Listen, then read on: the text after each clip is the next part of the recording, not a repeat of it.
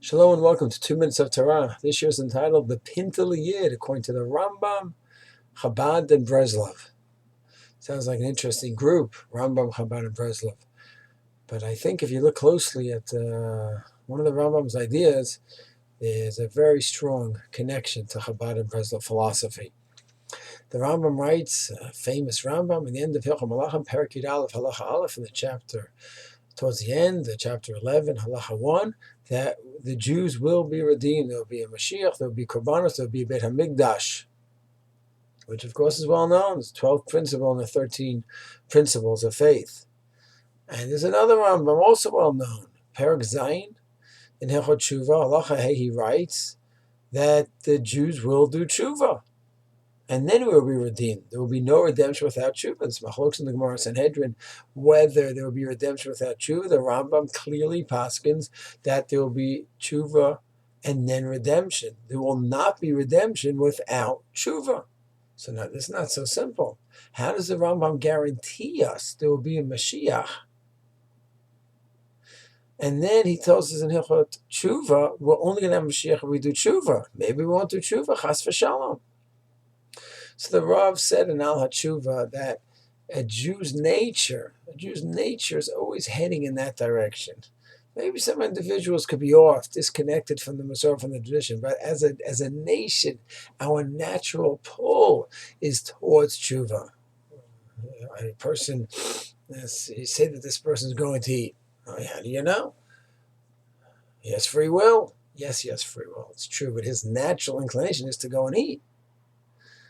So the Jew, as a nation, our natural inclination is to do tshuva. So therefore the Rambam assumes we are going to go ahead and do tshuva. We're going to head back to the right path. And then naturally, at that time, we are going to have redemption. So the Rambam is quite confident to say we're going to have redemption. It's one of the principles.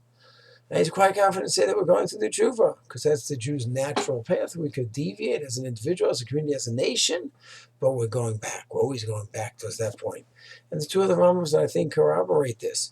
The Rambam, in the end of the chapter 2, Perek Bet and Hilchot Gittin, writes that you can force a person to give his wife a get. If the Beis Din says he needs to give her a get, the people, the shoftim, whoever it may be, will force him to do that. And so too, if he can bring a korban, if he has to bring a korban, they'll force him. The big question is, you have to voluntarily give the get, you have to voluntarily bring the korban. So the Rambam says, he goes ahead that when you hit this person, you beat him up until he says, he wrote down, I want to give the get, I want to give the get, I want to bring the korban, I want to bring the korban, that's the real Jew inside of him. That's his real connection. His real ultimate desire is to do what's right and proper. And if it's right and proper to give a get, then that's what he wants to do. And when you twist his arm, it's not something artificial that's coming out. It's the true essential feelings that he has, the connection to what's right and what is proper, so too by a korban. So the Rambam really is subscribing to the idea of that Pintele, that deep down the Jew has that connection. And finally, one last Rambam in the beginning of Hilchot Tshuva, he writes, when a Jew sins, kushe yasa tshuva, when he does tshuva. What do you mean when he does tshuva? So it's possible the Rambam was thinking that it's natural that a Jew will come back to do tshuva.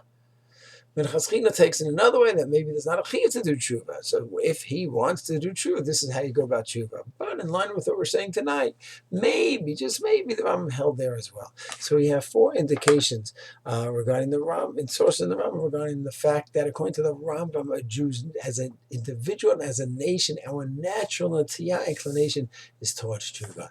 And is this not the idea of Chabad, the Pintele, that you go ahead and each Jew, there's a connection there. You just got to go ahead and stir the coals and bring it out again.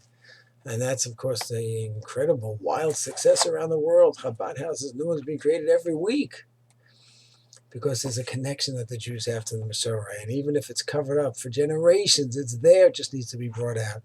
And Breslov, Ein Yesh Ba'olam, Ein Shum Yesh Ba'olam. You can never give up hope on any other Jew, anywhere.